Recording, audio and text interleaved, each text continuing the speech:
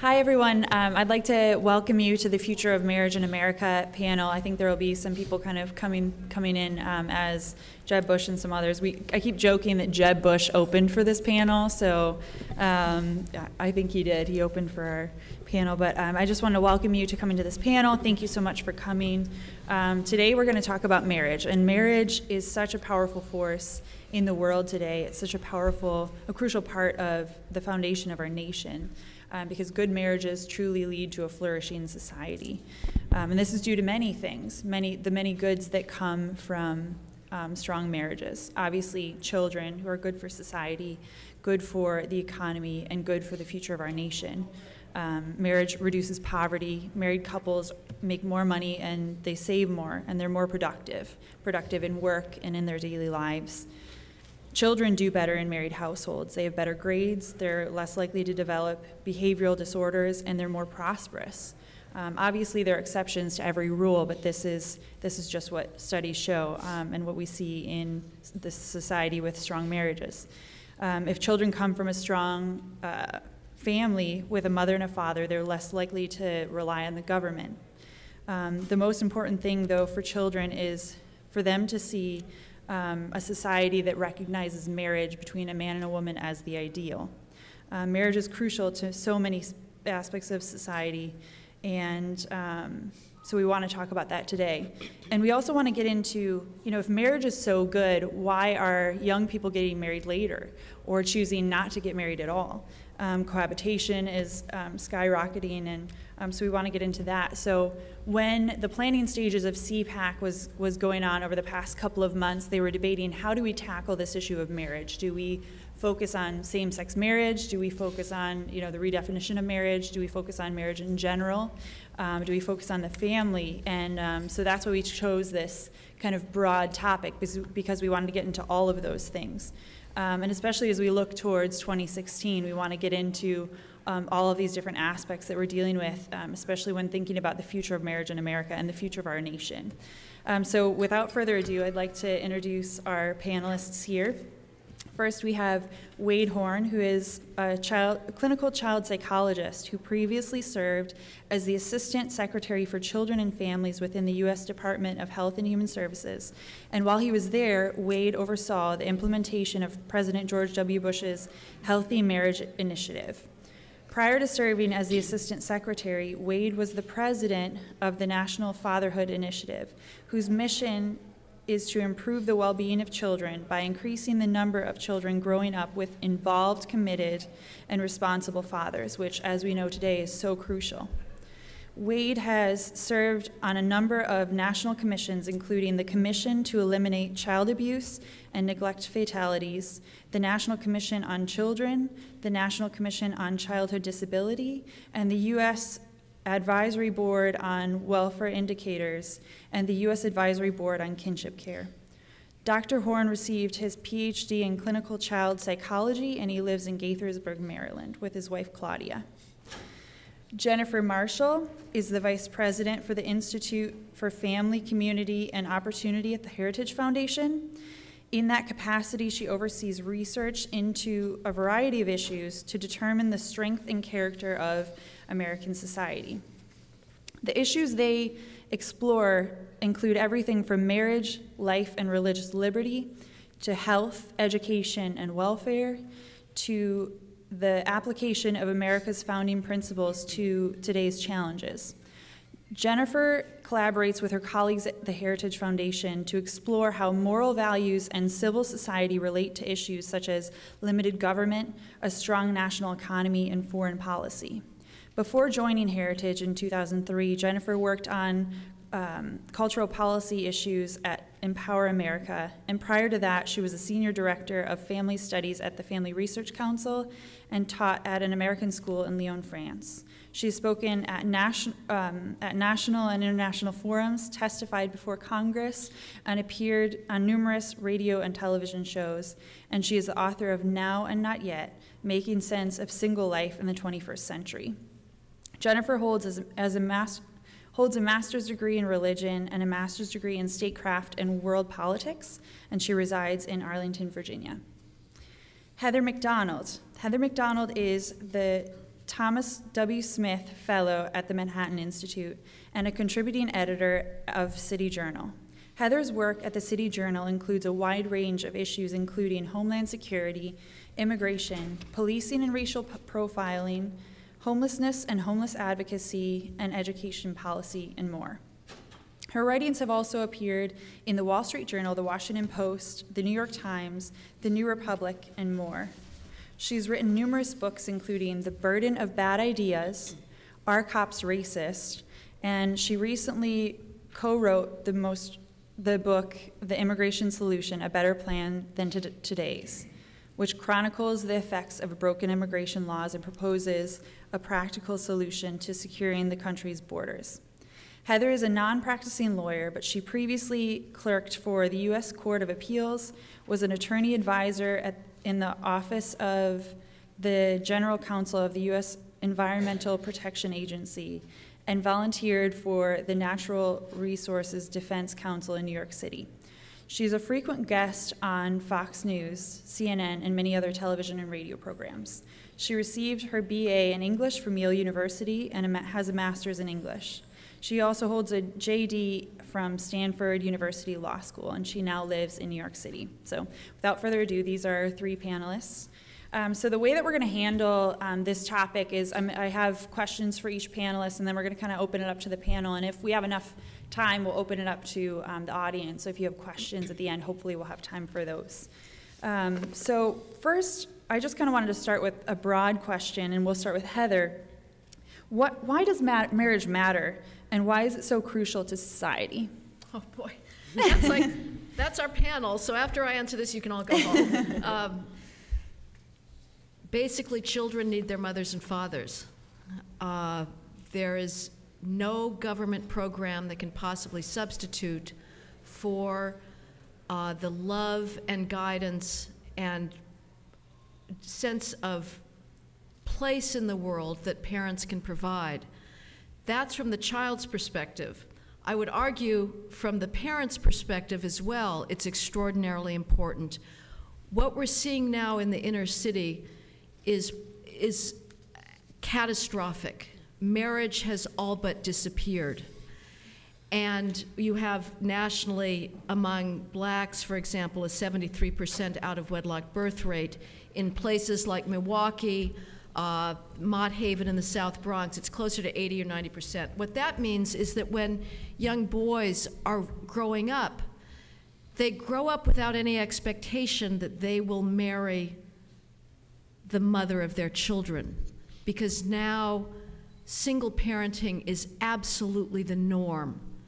So they don't have that script of learning how to discipline their impulses to make themselves a viable and attractive marriage mate. And so you have a spiraling system of dysfunction where children are being raised by single mothers that may have the best of intentions, and as Kate said, we're talking averages here.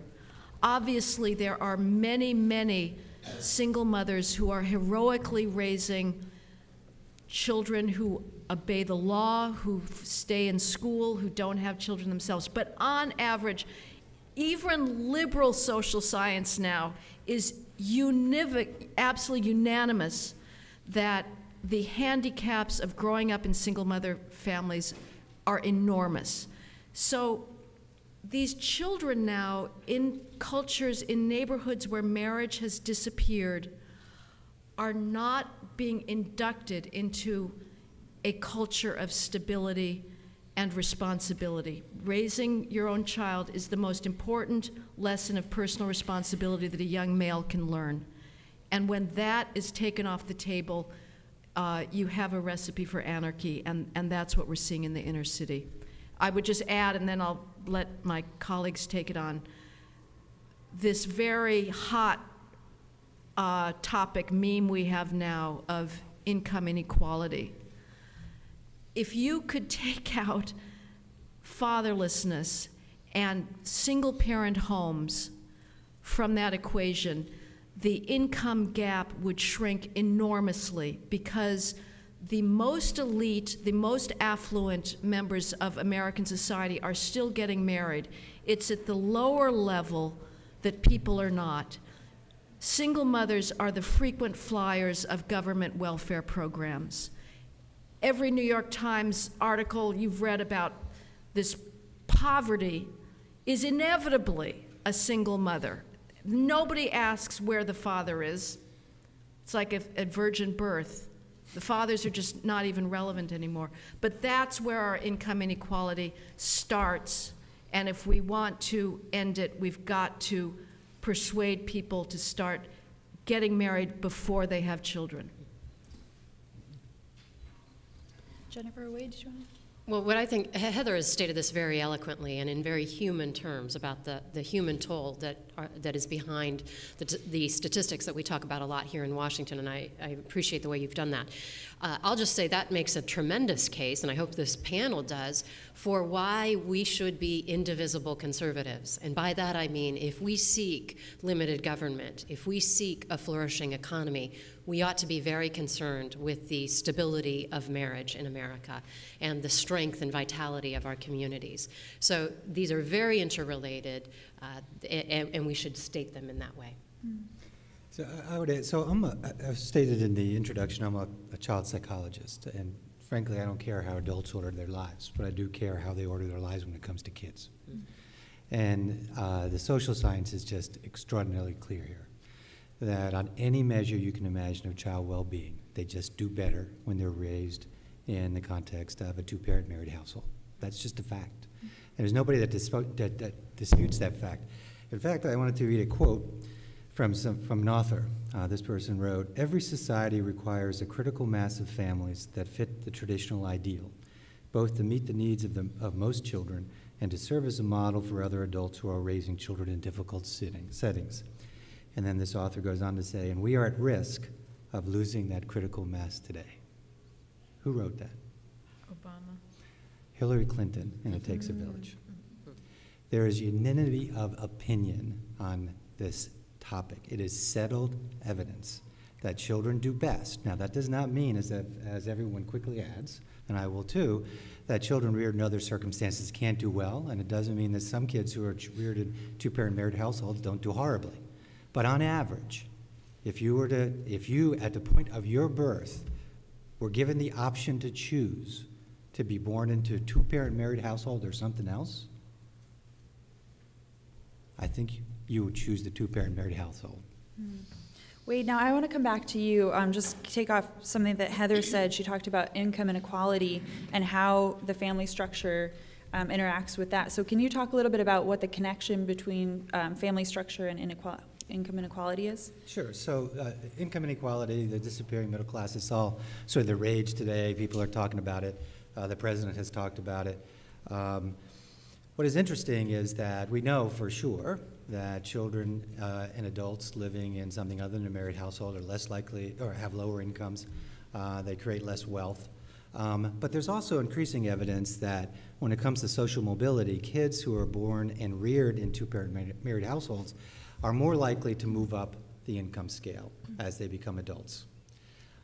What's interesting is that it's not only true when it comes to a child living in a married household. It is also true that the percentage of married households in a community also predicts greater social and economic mobility.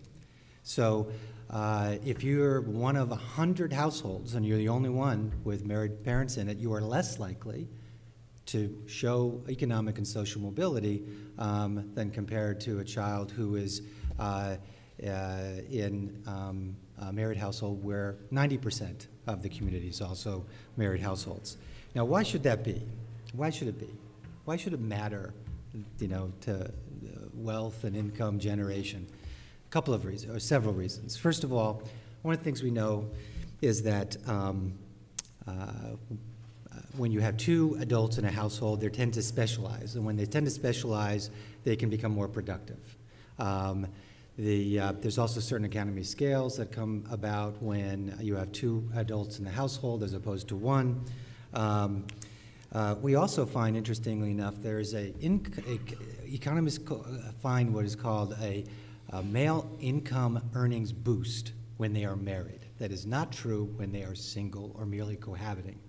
So what happens is you got these guys, they're not married, they're out late at night, you know, they come in, their alarm clock goes off in the morning, they don't have any other real responsibilities, they shut the alarm clock off, they say, I'm not going to work today, and they get fired, they don't get the promotions. They get married, and suddenly there's a new dynamic. Now they're not out so late so often, the other responsibilities, the alarm clock goes off, they turn it off, but they say, I gotta get up because I gotta take care of my family.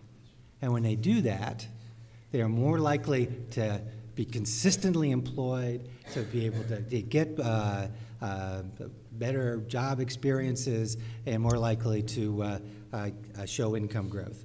And then finally, we also know that families that extended families are more likely to invest in couples who are married than couples who are merely cohabiting.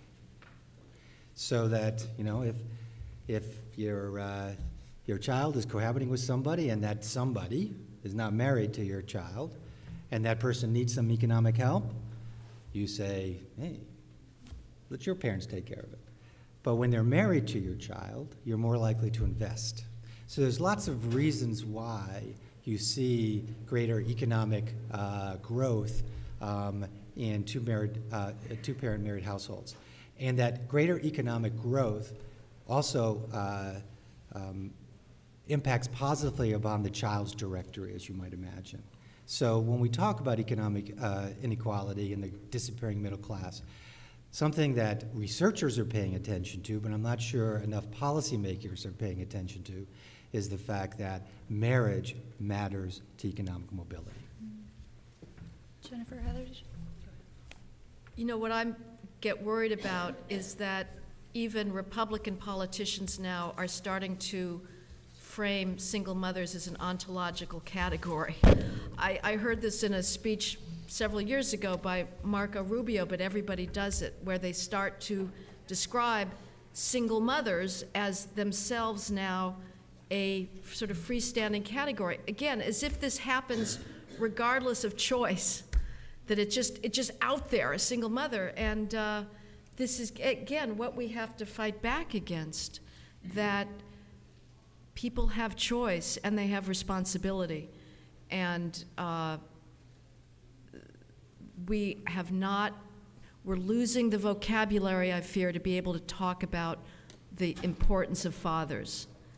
We're losing that because of feminism, and ultimately we're going to lose it with gay marriage, which one can be for, but still realize that it's going to have that very significant effect, where it's not going to be as easy to speak about the fact that fathers are crucially important for their children. So. I'll just add that this linking between the discussion about marriage and inequality or opportunity, I think, is critically important. And what we measure, what matters, we measure. And the researcher agenda needs to find its way into the policymaker agenda, has been pointed out. One of the tools that we've created at the Heritage Foundation to try to do this is the Index of Culture and Opportunity. So often the opportunity discussion is about economic factors and indicators, occasionally about education, but very rarely, until some of these studies that have been brought out here in this panel, have we really carefully linked the conversation about marriage and family to that. Heather has contributed to this in the past. I hope Wade will in the future. But tracking that year over year, I think, is one way that we bring back social consciousness and concentration of policymakers to the issue of marriage and the stability and strength of marriage in our culture. Great. Jennifer, I wanted to talk to you a little bit about the rising age of first marriages. So here at CPAC, you see so many young people walking around. A lot of them I don't think are married. You know, there's many people are choosing to cohabitate or stay single until their 40s or 50s or not get married at all. What do you think is causing that? And then also, like, what is the effect of that on the culture?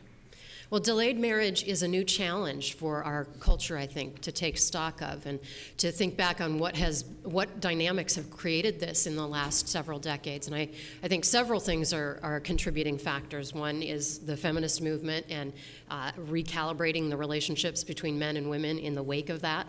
The sexual revolution has made relationships between men and women much more challenging and difficult to navigate. But even to take stock about this as a nation, I think we have to grapple with the facts. And the facts are that the median age of first marriage has risen 6 years in the last 4 decades. That's a pretty significant shift over a short amount of time. And we're not talking about that enough. Not enough at an individual level to equip young people for how to navigate that. Not enough at a cultural level to interpret how we might be sending signals in policy and through cultural media and so on that are not working in the favor of what young people say they want. Because for as long as pollsters have been asking the question, young people have been saying that marriage and happy marriage and family life are important to their future, and they desire that very much. And yet we see this gap between their desires and reality. Almost half of 30-year-old women are still single today.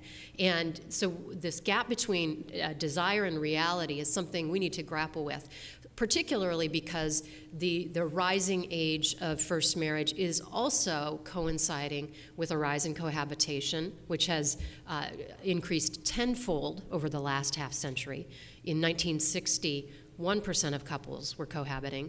Today, 12% of couples are cohabiting. And meanwhile, you have the significant rise in unwed childbearing to more than 40% today. And that's sometimes perceived as a teen unwed childbearing problem. But actually, teen unwed childbearing has decreased in the last 2 decades pretty substantially, whereas 20-something unwed childbearing is increasing. So it really is, if we want to grapple with that problem, and we should, because a child born outside of marriage is 5 times more likely to experience poverty than one born to an intact family, we've got to grapple with the realities of 20-something singleness and start focusing on that in our debates and discussions as a culture. Heather, Wade, did you have anything to add? Yeah, go ahead. If I were forced to have a hierarchy of concerns, I completely agree with Jennifer that this is it's an important issue. For me, the most important issue is if you're not married and it's taking long, please don't have a child. So there's sort of several issues here. There's having children out of wedlock, and then are people getting married. And as bad as it is, arguably, to have marriage delayed more and more, the worst thing is to decide either through inattention, as happens so often, or through a deliberate choice that, well, I don't want to wait any longer, I'm going to have a child as a single mother. And it's that which is really so catastrophic for our society and for particular cultures within it where the single parenting is so bad. I mean, now it's 73% among blacks, 53% among Hispanics.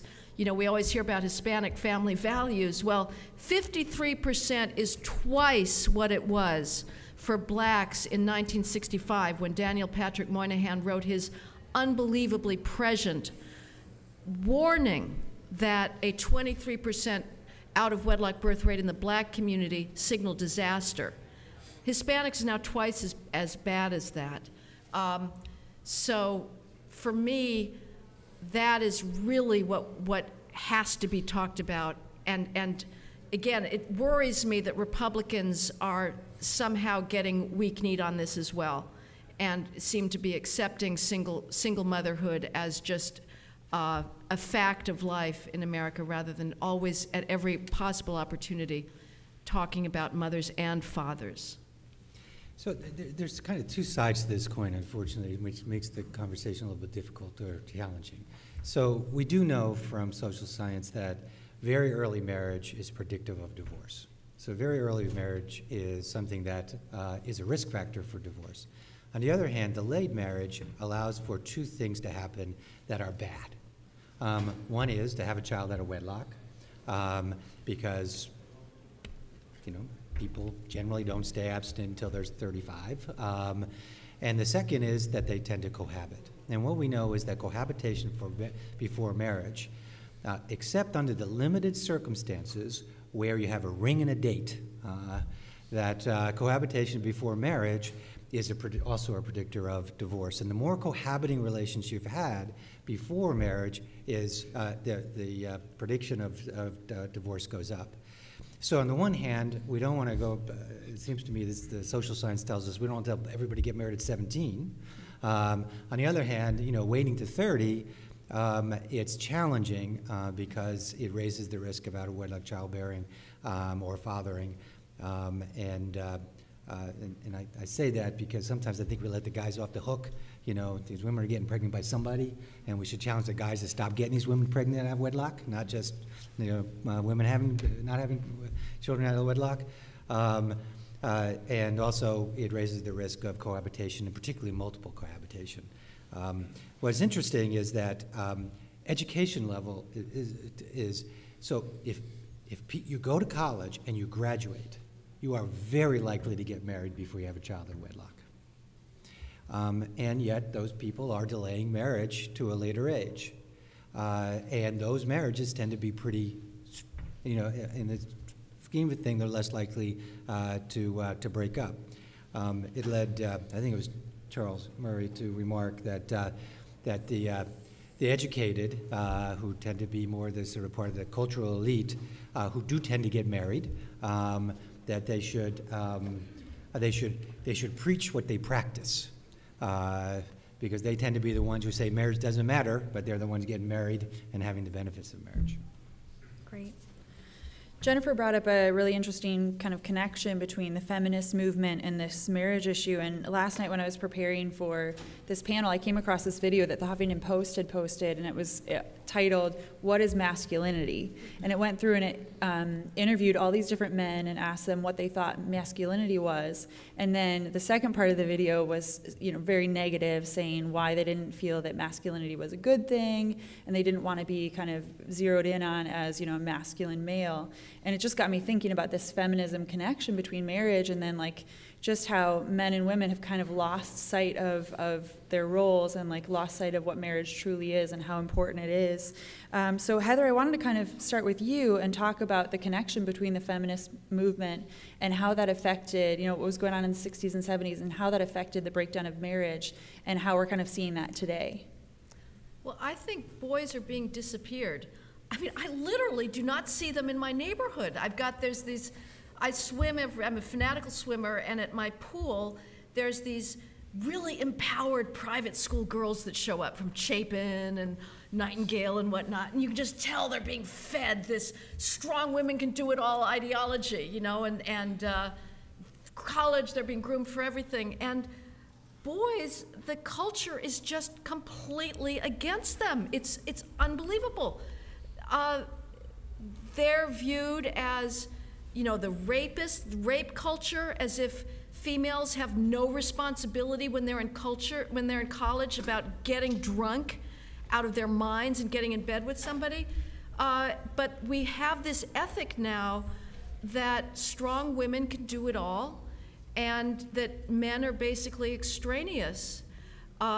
So to argue that in fact males have an extraordinarily important role to play in the family is to buck what is an increasingly dominant ideology within the university, because feminists have taken over college campuses. Basically, they run the bureaucracies, and it is becoming harder and harder. People are losing the vocabulary to be able to say that fathers are essential, because their traits are seen as caricatured as aggression, sexist, trying to keep women down.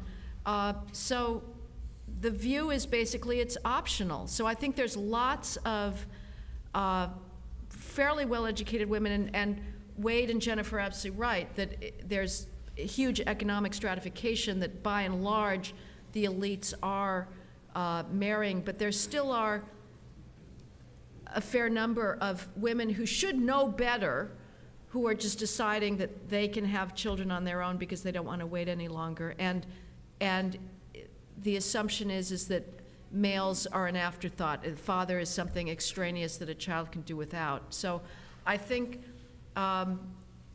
feminism has really played a strong role in discrediting the importance of fathers. And as I said in the beginning, I think even though I completely understand and support the impulse of gays to get married, that's going to be the final nail in the coffin. I predict that there's going to come a time when Father's Day is considered hate speech because it means that you're dissing the lesbian couple.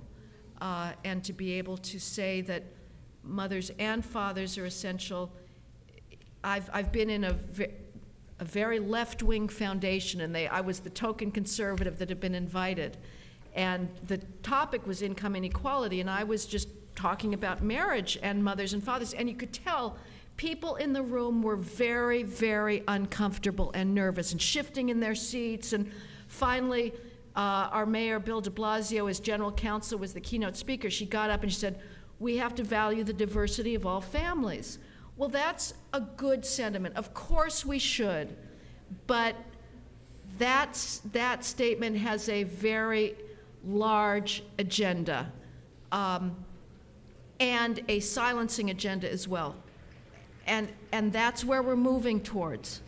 To say mothers and fathers are important is going to be seen as a blow against valuing the diversity of all families. And this is something that's going to be very, I think, possibly impossible to pull back from. I agree with that, and I think it's extremely significant. And for all the good work that Wade Horn and others have done over the years to try and to encourage responsible fatherhood, commit to your children by marrying the mother of those children, it is going to be very hard to say that fathers are essential if the law says they are optional through the redefinition of marriage. So I think that's a very serious challenge that we face in the current debate. I hope you're both very, very wrong. I hope that doesn't happen. I'm not saying you are. I'm just really hoping you're very wrong. When we started the National Fatherhood Initiative back in 1994, it was because we thought that our society and our culture was losing the fatherhood idea, the idea that fathers mattered. There was a publication in a major professional society who in their June issue had as its lead article that titled The Superfluous Father. And the argument was that social science now is very clear, kids don't need fathers. That it's just about economics and everything is fine. And it actually was one of the things that actually got us, that spurred us to start the National Fatherhood Initiative, because we were really afraid that our culture was losing the idea of fatherhood. And when you lose the idea of fatherhood, losing fathers is not far behind. I'm more encouraged than you two are, because I think that when you compare the conversation today than 25 years ago, when it really was, you couldn't say father, it was partner, it was, I think that politicians on both sides, whether they mean it or not, we'll leave it to others to decide, but people talk about fathers now. Barack Obama talks about fathers. He doesn't say the other person in the household. And so I hope you're wrong. I hope,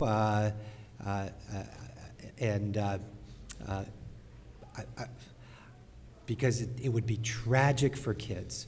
Gloria Steinem once quipped, a woman needs a man like a fish needs a bicycle, and it turns out that children need a father like fish need water. And we need to always remind ourselves of that.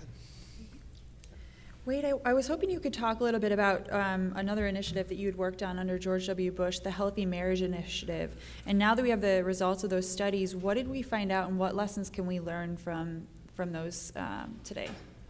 So I'm going to take just a little bit of time to explain this.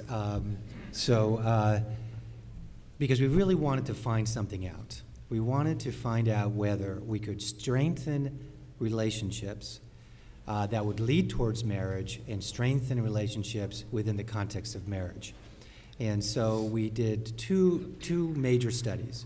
The first was to provide access to marriage education for kids for the parents of kids who were born out of wedlock at the time or shortly thereafter the child was born out of wedlock. Researchers called this the magic moment when, though unmarried, they were committed to each other and they wanted, they even were thinking about getting married, but a lot of them never went on to get married. So we thought, well, what if we provided them with premarital education, marriage education services to determine whether we could help strengthen their relationships and move them towards marriage. That was called Building Strong Families. The second big experiment was, what if we provided low-income couples who are already married access to marriage education services to strengthen their relationships? Could we reduce divorce rates? So we did these big grant experiments. 6,000 couples were recruited in both studies. They were randomly assigned to the intervention and not intervention, the sort of sine qua non of social science, which is random assignment. Those families have now been followed up for a year and three years after the intervention. And there's good news and bad news. The bad news first. When it came to the intervention, the point when a child was born out of wedlock, not much impact. In fact, in one of the sites, we found increases in domestic violence, not decreases. One of the explanations for that is they were staying together when they shouldn't have. The other one, however, showed positive impacts. The one about allowing low-income couples greater access to marriage education services. And we found that their relationships were stronger, they had better relationship skills, the wives were less depressed, and that these things maintained for 3 years after the intervention. Now, I'm a child psychologist. In my profession, if we can show therapy impacts continue for 3 months after the therapy ends, we throw wild parties. So the idea that we had impacts 3 years after a short-term intervention with marriage education with low-income, already married couples is really something extraordinary. So what lessons do I learn from that? Number one, I think marriage education by itself is a very weak intervention for people who have not yet gotten married. Something more has to be done. For those who have already made the commitment to marriage, and part of what, some people say, oh, cohabitation is the same as marriage, it's no big deal, they're still living together, what's the big deal? Part of the big deal is that when you get married, you are making a public declaration that I am committed to this person and this person is committed to you. That's why we don't do marriages in secret. We have big ceremonies, we have families and friends, we declare our vows in public. It is a public commitment that you are making. And these couples had done it. These low-income couples had made that commitment. And what they may have lacked is some of the necessary relationship skills to be able to keep that sustained. And so by giving them access to marriage education services, they learn relationship skills, strengthen those relationships. But the commitment was already there. So it seems to me that that may be a reasonable intervention with that population. But it also tells me we have to do more than just marriage education. I think we should get rid of marriage penalties in public policy. We should do public education campaigns talking about the importance of marriage and of marriage education, premarital education, and so forth. But it seems to me that we shouldn't give up because one side of the experiment didn't work, which is intervening at the time a child is born out of wedlock. For any of you who took this straw poll, you'll know that there's one question on the straw poll, and this kind of brings me to my next question, which I'll refer to Jennifer, is the question on the straw poll is, what is your position on same-sex marriage? As you'll know, there are 4 possible answers: leave marriage to the states, pass a constitutional amendment banning same-sex marriage, support same-sex marriage, or get government out of marriage entirely. And I think that kind of is pretty narrow, those answers to that question. So I wanted to talk about the Supreme Court case that we have coming up, and many people are calling this the Roe versus Wade of the marriage issue. So Jennifer, can you talk a little bit about that case and what that means for us as conservatives and what we can do looking towards that case? Happy to. The question before the Supreme Court right now is whether states will have the freedom to continue to define marriage as the union of a man and a woman. Or on the other hand, if the court will impose its view of marriage policy on all 50 states. And that's why it's been likened as a possibility to the Roe v. Wade decision, which of course did not end the discussion about abortion. Lo these 40 years, we're debating that as vigorously as ever before. The decision that the court makes on this issue of marriage will not end the debate on marriage. The court should uphold the right of states and of citizens to continue to make marriage policy that reflects the reality that it takes a man and a woman to bring a child into the world, and a child ought to have the opportunity to be raised by the mother and father who brought her into the world. That should be our right as citizens. That is our constitutional authority. The court should not take it away. Now, if the court does the right thing, the debate will continue in the states. If the court does the wrong thing and does try to impose its view of marriage on all 50 states by redefining it, then the debate is still going to continue. And so at the Heritage Foundation, we've prepared a guide with our allies at the National Organization for Marriage and other organizations called What You Need to Know About Marriage. And you can find it online at heritage.org/marriage. Because this is going to be an incredibly important opportunity in the next few months as the court hears oral arguments in late April and before it issues its decision in June, for our nation to have a discussion about what marriage is, why it matters for public policy, and what are the consequences of redefining it. We need to have that conversation, because what it turns out is we've gone around the country, my colleague Bryan Anderson in particular, we're finding that it's not that the case for marriage has been heard and rejected. In too many instances, it's never been heard and never been reflected on very deeply. And here we have this most fundamental institution of society that we don't know what it is or how to explain it or why it has been so significant to the welfare of children, to the flourishing of civil society, to limited government. Now, here's the reason. The reason that the court case is at the Supreme Court to begin with is because of judicial overreach, because millions of Americans in dozens of states went to the polls to affirm their state's definition of marriage as the union of a man and a woman. But federal courts overruled and cast out those votes by striking down the definition of marriage in those states. That's why this case is at the Supreme Court. So whatever anyone thinks about the definition of marriage itself, we should all be able to agree, and particularly as conservatives, we should be able to agree that the court should not take this out of the hands of the American people. We should be able to debate and deliberate about this most fundamental institution and its future in America.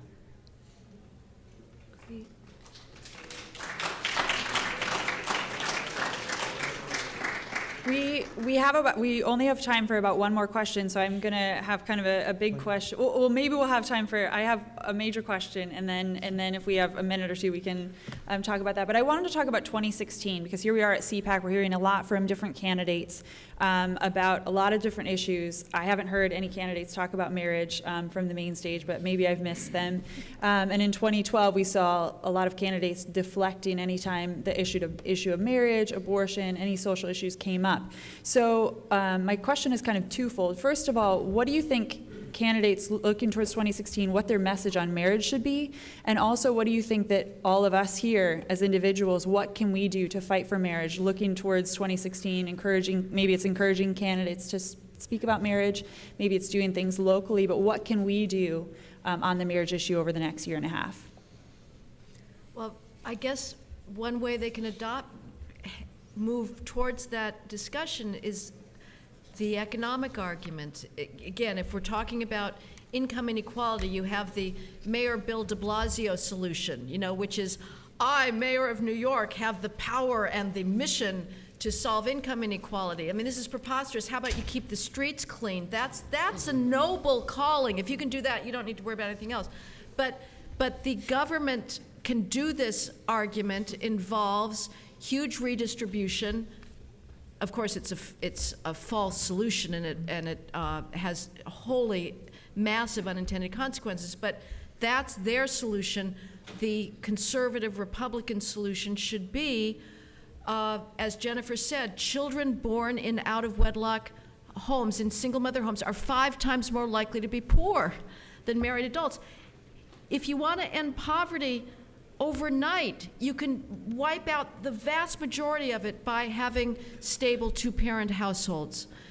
So on the economic front, this is a way to cut back the welfare state, because as I say, single mothers are the greatest users of government programs. If we have really courageous politicians, I think that's an oxymoron, but let's just posit it in theory, they would take it head on and say, for the sake of civil society and raising children who are capable of putting them, seizing opportunity, disciplining their impulses, becoming upstanding citizens, the best thing you can do as a mother is give your child his or her father, and that fathers and mothers are important. As I say, Wade is an optimist on this, and he may be right, because human beings are capable of a lot of cognitive dissonance, and so they may be able to say, you know, the gay parents are fine, and children don't need fathers for the lesbian couple down the street, but generally we also believe in fathers. That may be possible. As a logical matter, it's not possible, but it may be that we sort of have our satisficing and get along, manage it anyway. As far as a more practical problem, I'm skeptical generally of government programs. I think it's very hard to change behavior. Capitalism does it great by offering people what they want. You know, you can change behavior with iPads, but doing it with social services is hard. I'm a big supporter of the Boy Scouts. If you want to create marriageable men, support your local Boy Scout troop, or better, support them in the inner city. There is no more beautiful and heartbreaking institution that you have ever seen than an inner city scout troop trying to learn how to tie knots in the basement of a Harlem church. And they need financial support. If we want to create males that are civilized, that's the way to do it. It's an ethic of masculinity and chivalry and nobility that is ready-made and waiting to be given to young boys. Leadership, Jennifer? I'd like to hear policymakers pointing out the connection for why marriage matters for limited government, for a flourishing economy, for children, and to say it matters what marriage is in law, and that sends important signals. We will have consequences for redefining it, and we need to be clear about that. And one of those is the religious freedom issues that we're already seeing happening. We need the freedom to speak and to act consistent with the historic understanding of marriage. So I don't think government is going to solve this problem by itself, certainly. I think at its heart this is a cultural issue. I think if the culture supported marriage in very profound ways, it wouldn't matter what government did. But the culture has become weak about marriage in terms of its messaging. And the problem when politicians are afraid to even mention the word marriage is it sends a signal that there's something bad about this. Right. I mean, think about it. Think of the words we ban. We don't ban good words. We ban bad words. We don't say to politicians, you can't say that word because it's too good. We say you can't say that word because it's a really bad thing. So when they are reluctant to use the word, it sends a signal to the culture there's something bad about this thing. And I frankly don't get it, because every survey I've ever seen shows that the vast majority of Americans value marriage, thinks it's a critical institution, and yet somehow politicians get weak-kneed about using the word, let alone saying they want to do something about it. So I'm not suggesting that government is going to solve this, because I don't believe that. I think it can be helpful, but I think it's really unhelpful when government is afraid to even use the word. Yeah. And I think in culture today, we see so many examples of marriage being bad, or they're referring to women as like the old chain, ball and chain or whatever. So I think we need to shift that narrative, shift that messaging to show that marriage is good. And I think a lot of it depends on us. We need to be outspoken on this issue. We need to be good examples. So if you're married, be a good example of marriage. And we need to be outspoken on this issue. We have a right to speak up for this issue, and we have a responsibility as conservatives to step forward on this issue. And I just wanted to close, the National Organization of Marriage for Marriage is having a March for Marriage here in Washington, D.C. For those of you who are here in April, it's April 25th at noon, marriagemarch.org, marriagemarch.org, and it's at noon on April 25th. I hope that all of you will spread the word, be active on this issue. We're going to have to close because we ran out of time, but the panelists will be here for questions afterwards. But thank you so much for coming to our panel.